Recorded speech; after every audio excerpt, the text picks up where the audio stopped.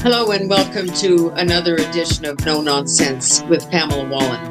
We have all witnessed yet another mass shooting, a school killing, where even though it took place in a Catholic school and young Catholic children who were at a mass were the ones shot, the killer or the alleged killer has a manifesto filled with anti-Trump and, of course, anti-Jewish hate, which seems to be so common these days. We're seeing it on our streets. We're seeing it in conversation where it, in my world, would not have ever happened before. So we want to look at the rise in anti-Semitism and also the confused messages that we seem to be hearing from the West about our relationship with Israel and what is going on.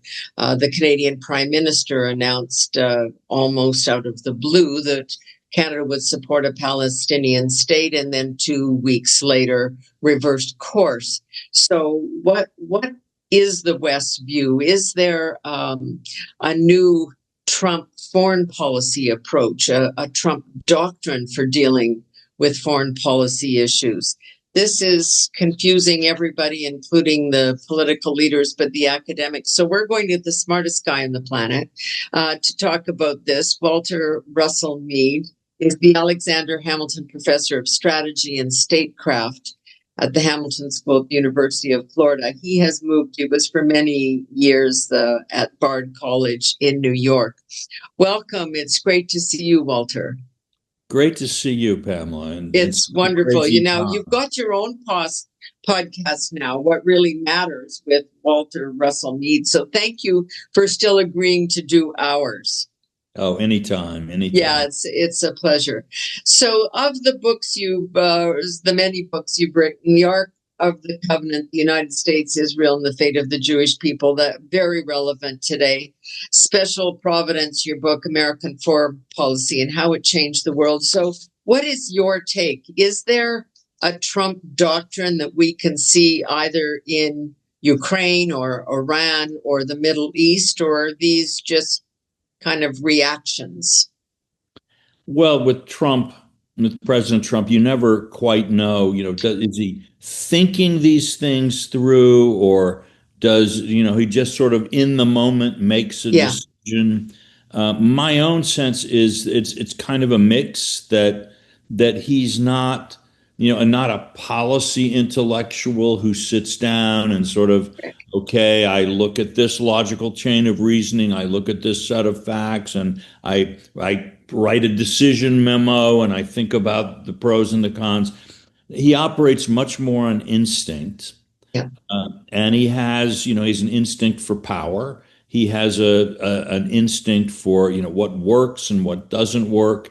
He, in particular, has an instinct for theater, for drama. He has found through experience that by becoming a central figure in the political drama in the United States and abroad, that this can increase your power. That, nobody in the history of the world, no living human being has had as many people on earth devoting as much of their thinking time to a human being as Donald Trump has accomplished. He is. It's really true, isn't it? I mean, he is center stage every single day. This week, a cabinet meeting for 3 hours, televised, right? Right. Talking about everything. And you can like it, or you can hate it, or you can just be puzzled by it. But it is clear that he's not. The people who think, oh, he's just stupid, are probably the ones who understand least what's going on and who are the most surprised that he keeps winning. We don't know how it's all going to come out or what it means, but to underestimate Trump's resilience, his intuition, and his determination, I think, is always a big mistake.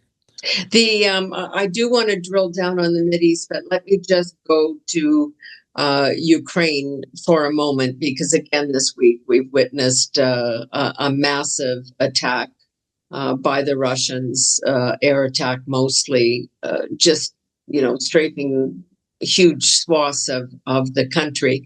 This in the wake of, these supposed peace talks. Like, how are you interpreting that? Is Putin really just stringing Trump along and toying with him? Is this the last gasp before Putin agrees to go to the table? Where do you think we're at on this?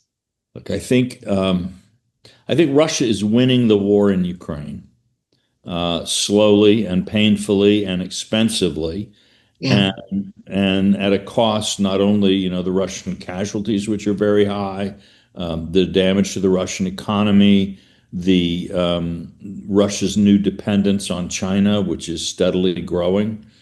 Uh, the but it nevertheless, in spite of this, the West is not very has not been very effective. We can all remember all these things. Oh, Russia's just a gas station with a flag. It has a GDP smaller than Belgium. Completely, against the magnitude of the West's moral authority, it will just crumble away.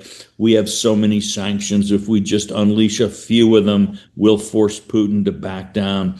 All of these illusions that a kind of a narcissistic Western ruling class Mhm. has about itself, Putin has been very good at exploiting those, Yeah. and he's basically almost infinitely superior as a tactician.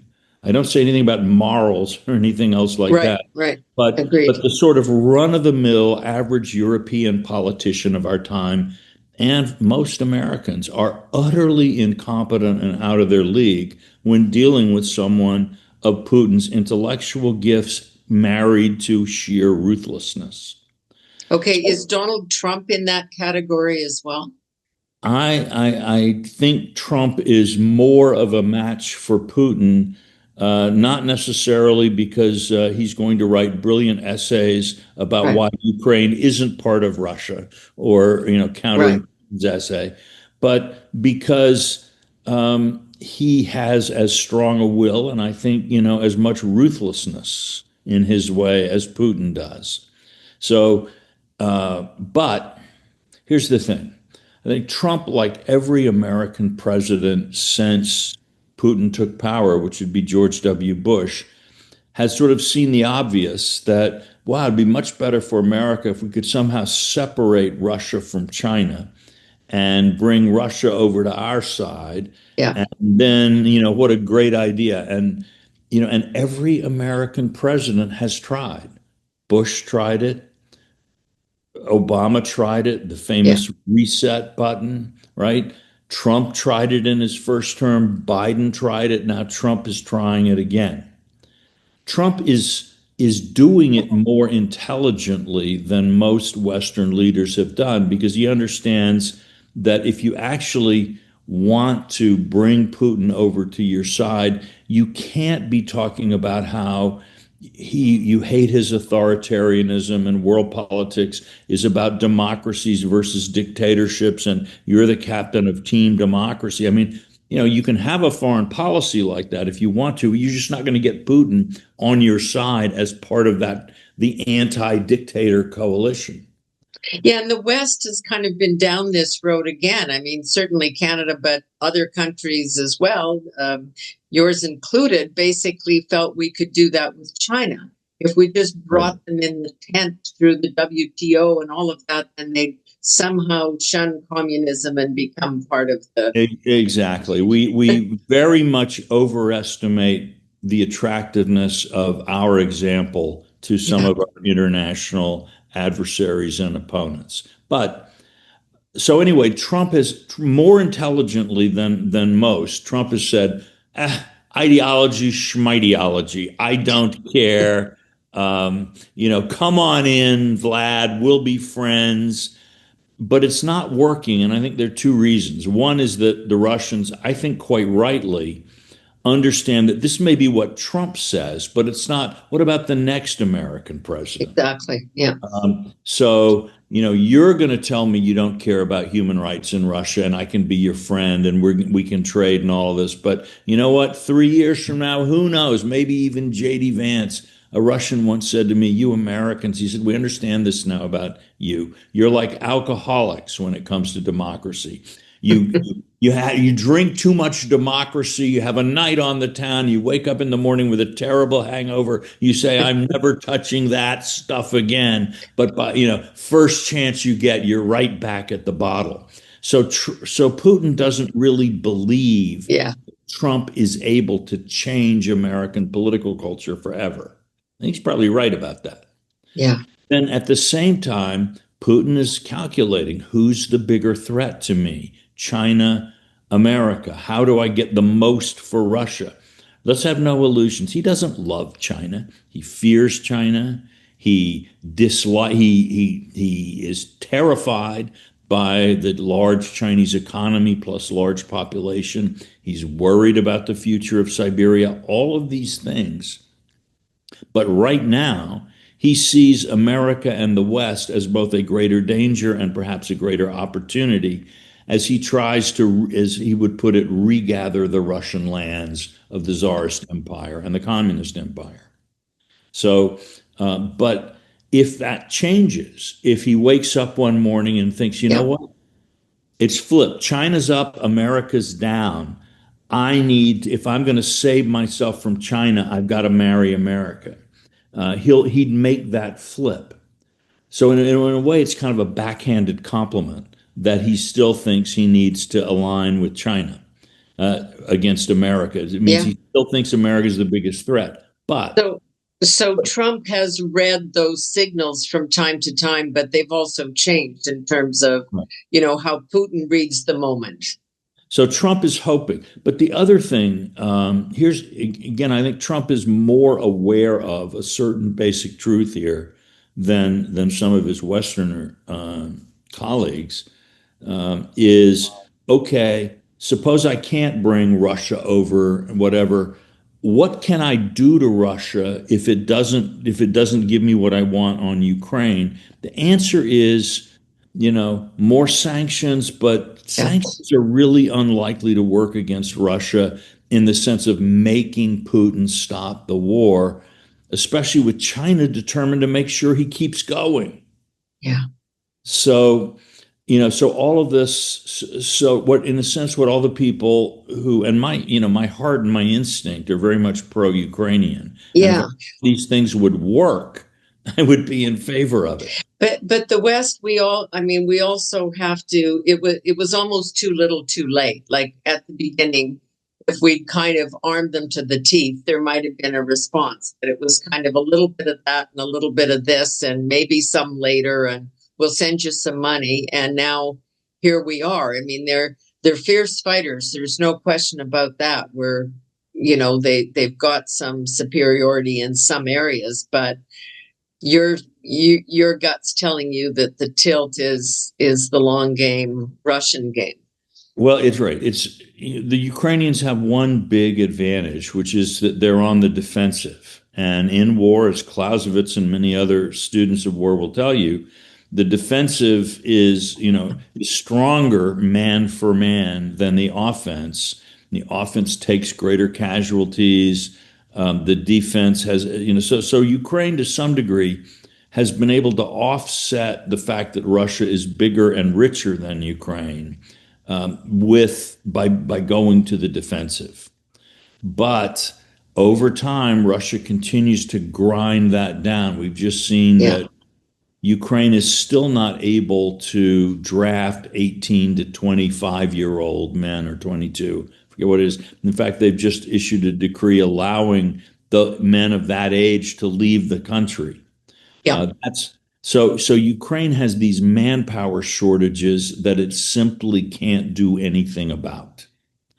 And whether Um, in this condition of an attritional war, how long can Ukraine hold out? Can Ukraine hold out longer than Russia? Let's hope so. yeah. But in terms of trying to get Putin to make a lot of concessions in order to get peace, we're not there. Yeah. And I mean, to just the ghoulish part of this, which is Putin doesn't care. He'll feed young men out of prisons or mental institutions into the war meat grinder. He cares not. how many he loses. That's correct, and possibly even he's not unhappy that Chechens or some of the Russia's ethnic minorities are taking heavy casualties. And of course, Right. now he can buy North Koreans and send them into the meat grinder. Yeah. So he's doing all of these things, and it is costing him, and the economy is suffering. But I think on the other side, Putin sees that the war has allowed him to tighten his power in Russia more than ever.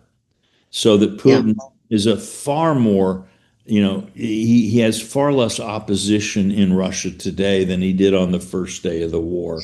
Let's have your quick thought on Iran, because I know we've spoken of it before, that the deal with Iran under the Obama regime, which was to give them money and hope that that was going to have them stop producing nuclear power, didn't really work out. But in the end, that's where Mr. Trump is too. He's gone in and certainly eliminated their ability in the short term, but will that last? And then we'll get to the connection with Israel through that. But let's just stop for a moment on Iran. What was your take on Trump's actions there?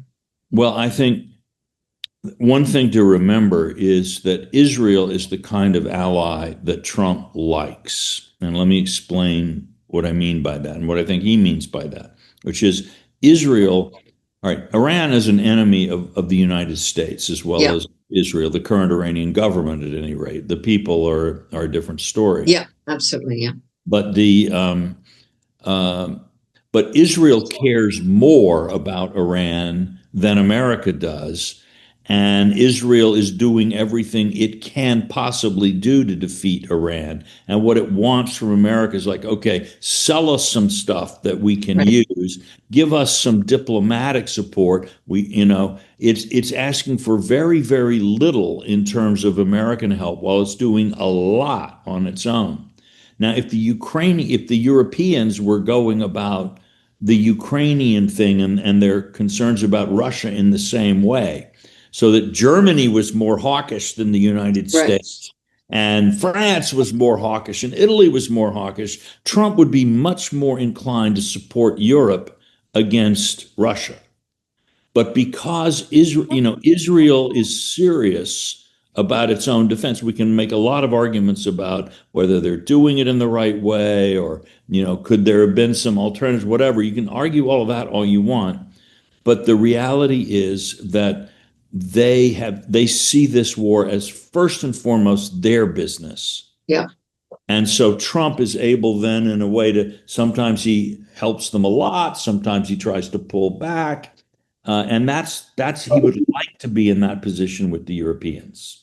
That was Trump's whole point on forcing everybody, including Canada, to up their contributions on defense spending through NATO, which is, if you guys care about this, and you got to have the equipment to do something about it, to back up your words. And by the way, you're going to buy it from us or it won't count. Well, and again from Trump's point of view, the Europeans didn't just like, okay, we're free riding. The Americans have given us a security guarantee, so we're not going to pay anything because we don't have to.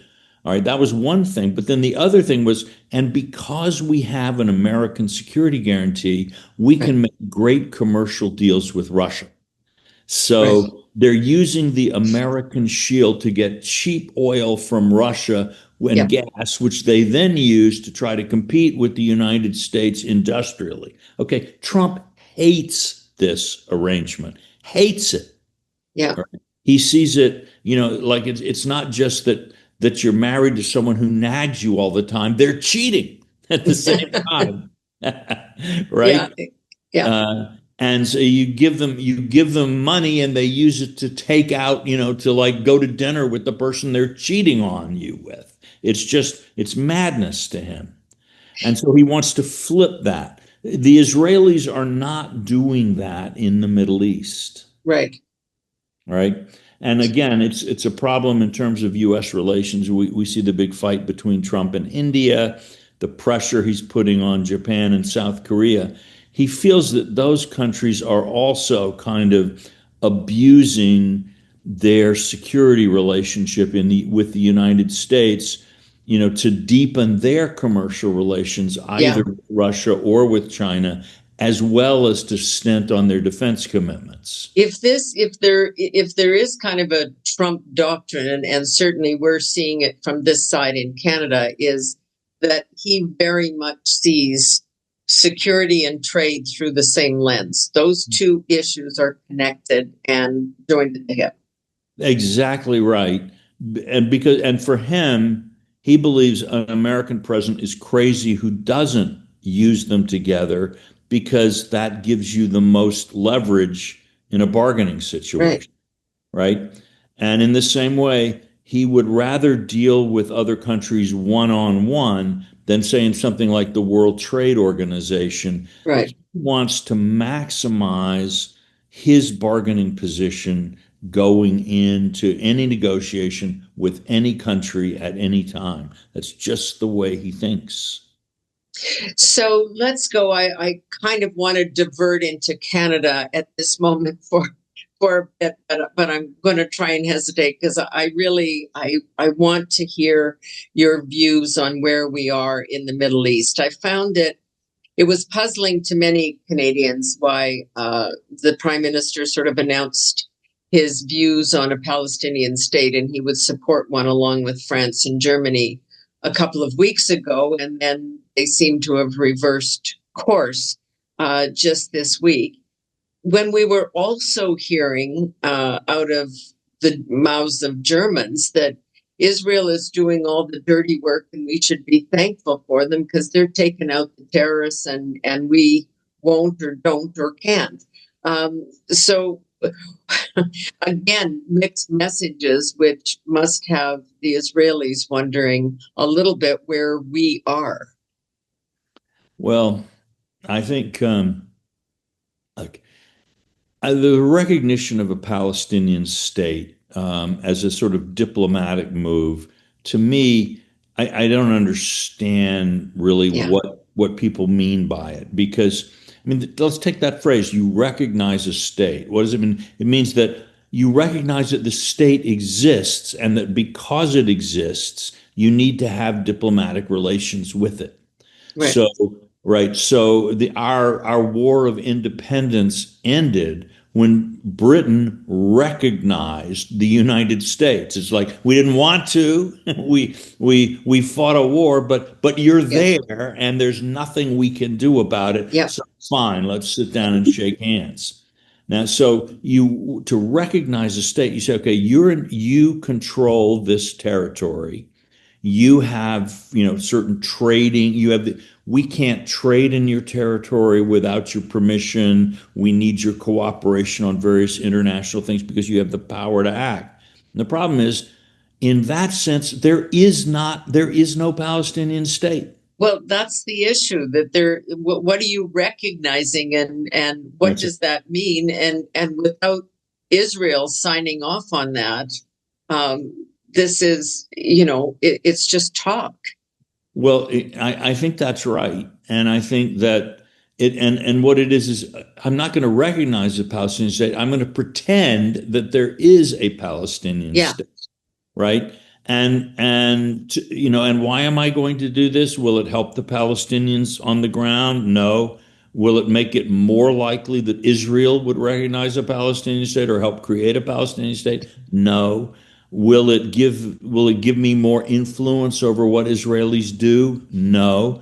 Will it maybe win me some votes with some immigrant communities and some people on the left in my country? Why, yes. Yes, it will. Mhm.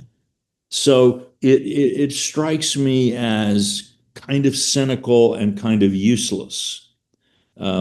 So Well, especially kind of announcing it and then unannouncing it seems even worse. You end up angering all sides involved in this. Well, I am not going to comment on the Prime Minister of Canada. He will make his own choices Right. and their Right. responsibility. But in general, you don't want to look like the noble Duke of York. You send 10,000 men to the top of the hill and send them down again. is not a Yeah. great look in international politics.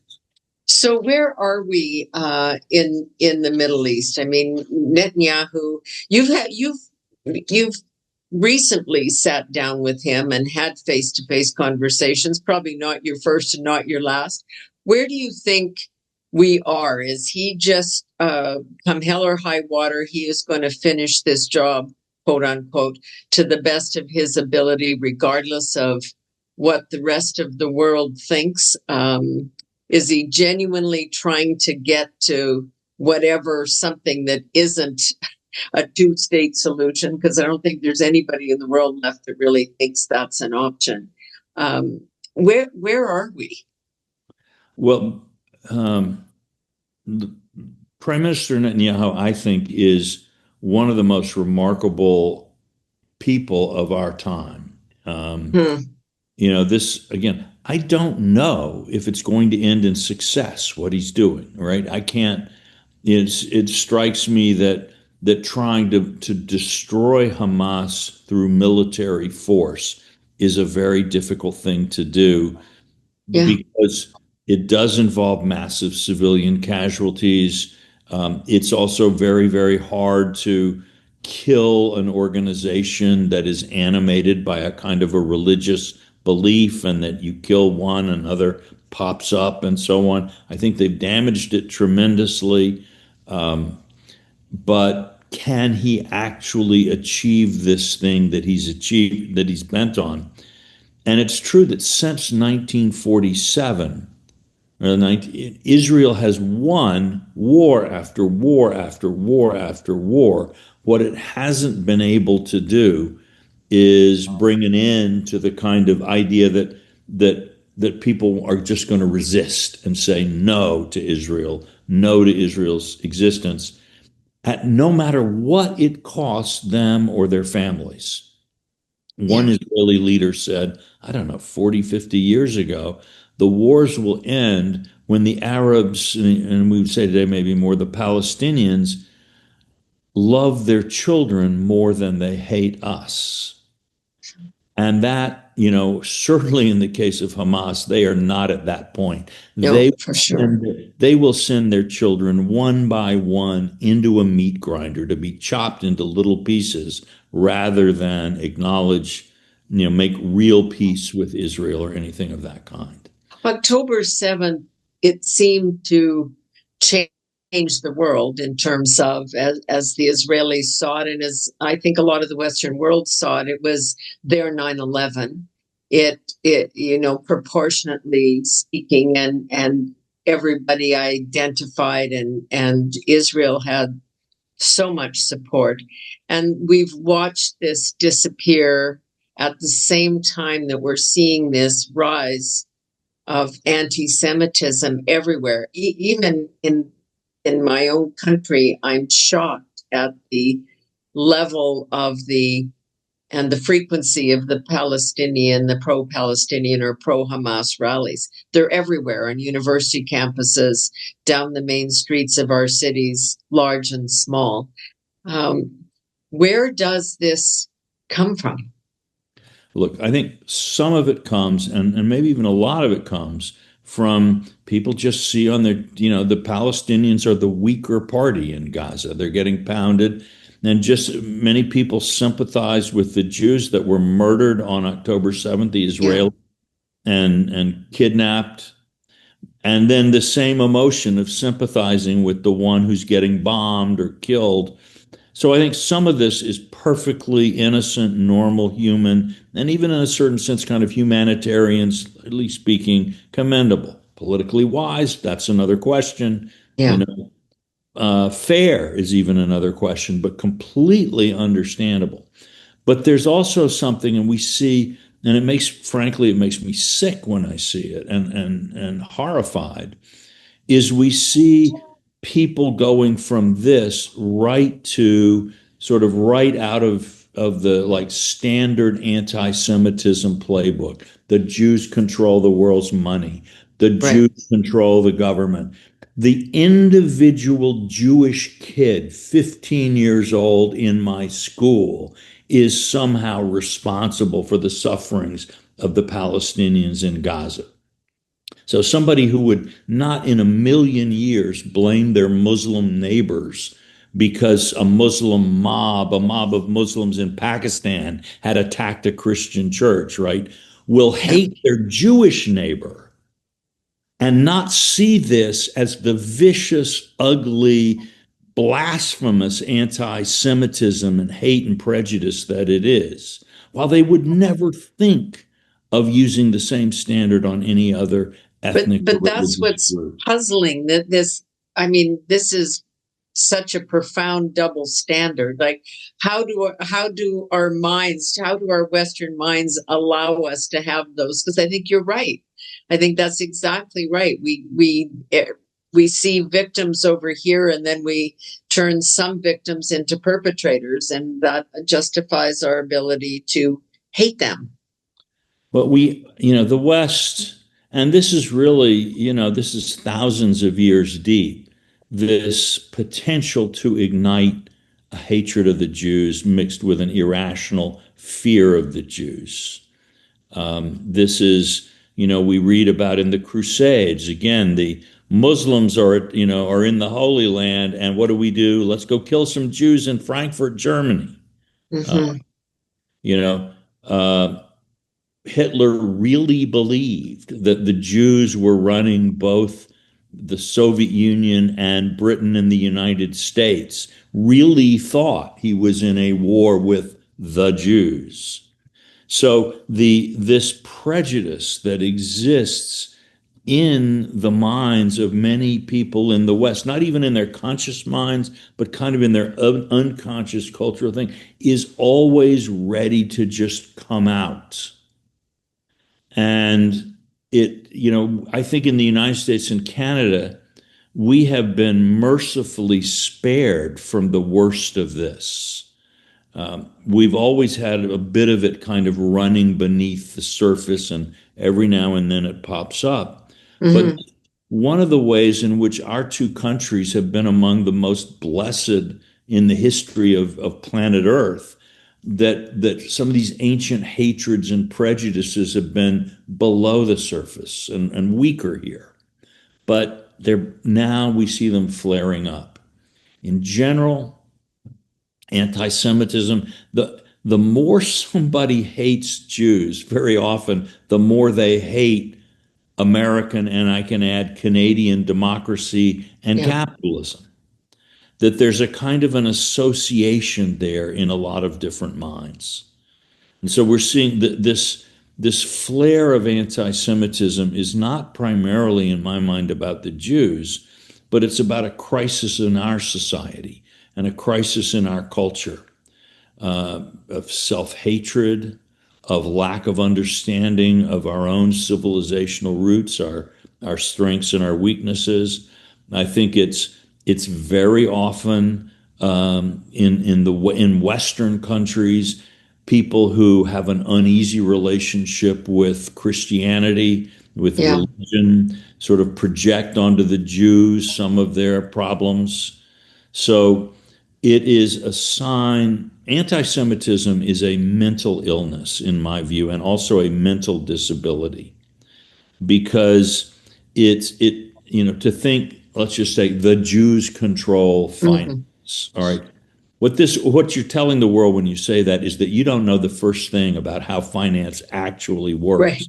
And Right. not only that, it means you'll never learn because you think you already know. Think you know. But So, the degree to which this stuff has infiltrated just the day to day political rhetoric. I mean, obviously, in your country, I'm making the reference. Where Trump is Hitler, or all sorts of things are described as Nazism, which have really nothing to do with Nazism. I mean, it is kind of an ignorance of some pretty recent history. It's not that long ago. well, you know what, Pamela? Not long ago for me, you, of course, are much younger than me. So, Yes, uh, checks in the mail. Yeah. but I do think I remember a few years ago I was talking to a group of German kids, and I realized, their great grandfathers in some cases were too young to have fought in Hitler's war. Yeah. That past is receding. And so for a lot of younger people, Nazism is just a slogan. It's not, they haven't studied it. It's just, it's the worst thing you can say in a Yeah. debate to somebody. You're like Hitler. You're a Nazi. It's a name that makes your opponents unhappy, so you throw it.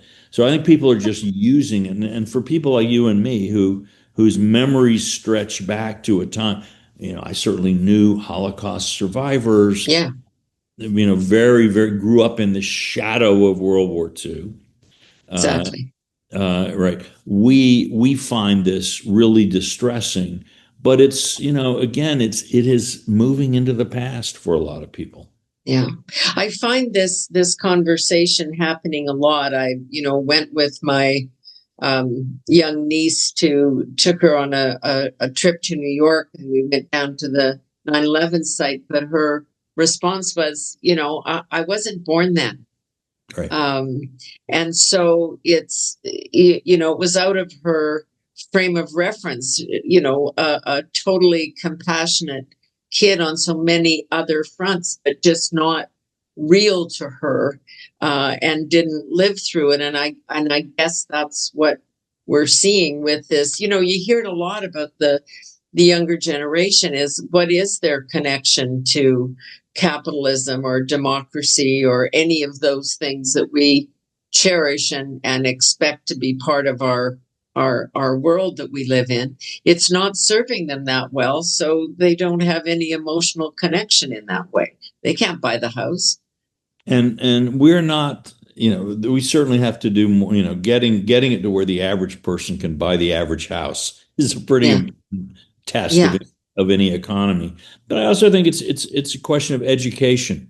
We're not, the older generation hasn't done its part to seriously educate the younger generation. So this is one reason why I'm now trying to spend more time focusing on doing some teaching and trying to reach younger people, because if those who know aren't sharing what they Yeah. know and trying to make it understandable to people from another generation with other experiences, we can hardly blame them for not, you know, and I think you and I both, when we were young, we had a similar attitude of, well, a certain amount of contempt and boredom for the Yeah. With wisdom the of our stories. elders. With the Yeah. stories. Yeah. Oh, don't tell me again about the depression mom. Yes. And walking barefoot to school with for 5 miles in the snow. I know every generation goes through this, but I guess it's important to understand the disconnect, and what the consequences of disconnect are. As you say, just these things become slogans: from the river to the sea, you're a Nazi or this. It doesn't have the meaning that it does to you and I, which is why we find it offensive, and they're smiling while they say it. They're just out for a Saturday protest. Yes, exactly. And so, it's again, I think it's our job. Yeah. We're the ones that supposedly have the extra wisdom and experience. So it really is our job to figure out, how do we reach the kids? How do we help them? Yeah.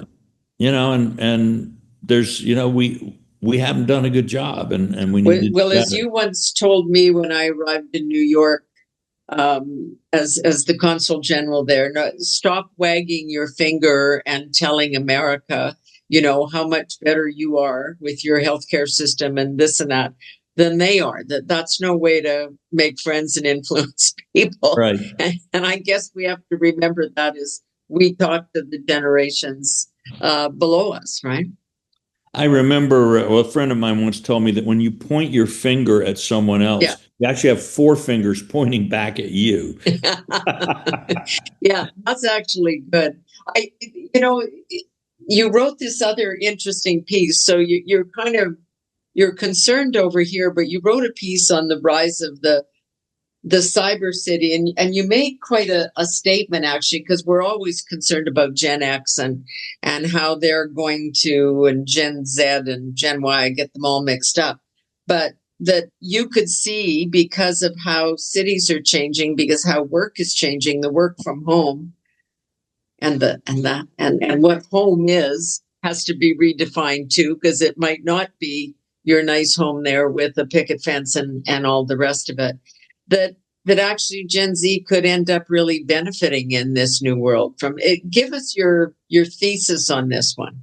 Sure. I'm a big believer in that remote work is coming. It's in the pandemic we kind of saw a view of parts of the future, Yeah, but there's so many advantages to remote work. And I would say if you added remote work to self-driving cars, okay, and both of those are becoming more and more part of reality. There are hundreds of self-driving cars on the streets of San Francisco today, yeah, yeah, and there are going to be more. And then you think about, okay, now why are house prices so high in the places people want to live? Basically, because if you want to live in one of the big, prosperous cities, because wages are higher there are more jobs, there are more opportunities. The further out you live from the city center, the longer that commute is. And so the price of places that are half an hour or 10 minutes from work are extremely expensive. And young families are faced with the problem either we live 3 hours away from where we work and we eat up our entire lives commuting, or yeah, we just can't afford to buy. Or maybe we can't afford to be a young family and we stay single or don't have kids, right? But if you think about remote work, so that you break that iron chain, maybe you only have to come into work 1 or 2 days a week. This is not a 100% or nothing. But if you break that iron chain, then people can live further away from the city center. Young people can, in fact, buy houses with a little bit of a yard so their kids can play outside. All of yeah, this is possible. Then, if you added self driving cars to that mix, so that when you do commute, you can be working on your email or doing whatever you need to do. So the time is not lost, but used. All right. You could change our civilization. It's remote work. Look, there are problems with remote work. People yeah. talk And about it's mentoring. it's the nature of the work too that we're going to Right. have a real class distinction, with who can work from home and Right. who Although, can't. again, that's true. But if you ease the pressure on the housing market, right, Yeah, it'll actually mean there'll be all housing will be more affordable. And that, yeah, people who have to, if you're working in a sandwich shop and you got to be there and make the sandwich, there will be better options for you closer to your sandwich shop. And by the way, if there's more remote work, a lot of the sandwich shops are going to be out in the suburbs, further out in the suburbs and the exurbs. So there will be jobs for you that are in these cheaper zones as well. right. I think it can benefit everybody. Now, what we need to do, obviously, is companies have to learn how to manage for this. Oh, let me just add, if you're worried about CO2 and climate change, there is no better, cheaper way to reduce emissions than to Right. reduce emissions, Yeah, right? So I think all of this works out, but companies need to think, okay, yes, we have to bring younger workers into the climate of our culture. We have to mentor and build relationships. Well, maybe you take a lot of the money that you now spend in a huge, expensive downtown office tower. yeah, You need smaller offices. You use some of that money so you have really nice retreats on weekends or something, or working retreats where and the family's invited and you go spend a week at a nice place getting to know your fellow workers, building up the culture, learning to manage remote work so that it really works. It's not that every job is going to be remote, and some jobs will be 20 to 40% remote, some 60 to 80, some 100. Okay, but moving in this direction opens up better housing, better living, more choices. It gives a corporation a larger pool of employees to draw on from a larger area. It just makes sense, and it's So cheaper. your argument is that even if I have to go and pick up the garbage every day from, the streets of downtown Toronto or New York, that this might benefit me only in the sense of I can't work remotely. I have to do that. But the housing and the proximity might be a little better Significantly better, I think. And also that there will be jobs hauling trash farther out in the suburbs as well. Yeah, as I well, get right? you. So that the only Yeah, you won't have to work in the densest part of the yeah. city, right? Unless you already are there. Exactly. So there Yeah, are ways of, again, if we put our minds to it and we work for policy solutions, there are problems to everything. I mean, think about the problems that the car caused. yeah, That tens of thousands of deaths a year, but the advantages of a car were so great that we've just done everything we can to learn to live with it. Well, remote work and the chance to move information rather than moving bodies is an opportunity on this scale. yeah. We can take advantage of that, then I think we have the opportunity to have a 21st century, which is going to be better for the average person than it's ever been. We can live in societies that start feeling freer and where people feel they actually have opportunities and they're getting ahead. It really can happen. So you've got this really optimistic streak in you. When I read the piece in the first place, I thought that doesn't sound like Walter Russell Mead to me, the guy who thinks that, the world is going to hell in a handbasket and we can't even figure out some of the basics. And then there's this ray that you think of optimism here. Where are you in general with your wisdom and the years put in? Where do you really think we are? Well, I think that human beings are what we are, that we are, and we're deeply flawed. As a Christian, I believe original sin is there, and Yeah. we're not perfect, and we're not going to be perfect. And as we gain power over nature, over ourselves, we abuse it. And Yeah. so the idea that we'll sort of invent ourselves out of trouble, or that we can become so rich that we'll all be nice, I don't believe that stuff. And so when I think of, does technological progress make humanity better or worse? I think it just turns up the volume on who we are. Yeah. And so both the better and the worse become bigger and bolder and more effective. But at the same time, I believe that about us. I also believe that the guy upstairs is on our side, that God cheats in humanity's favor, that he is willing to he wants us to live better lives and to be better, and he will bend the course of history. He will cheat like crazy to give us breaks that we don't deserve. And so I can live, on the one hand, when I look at humanity, I do not feel a lot of hope. But Yeah. when I look at the creator of humanity and the source and the destiny of humanity, I feel enormous joy at the prospects before us. On that note, we shall leave it. That's a really optimistic and a really hopeful view, and I think we all need a little bit more of that. Thank you. Well, thank you. Yeah.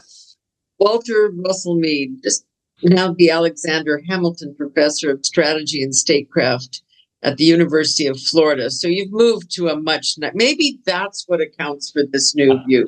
My You're now taxes are living in lower and Florida. the weather is great. The What can I weather's great, the taxes are lower. You're a new man.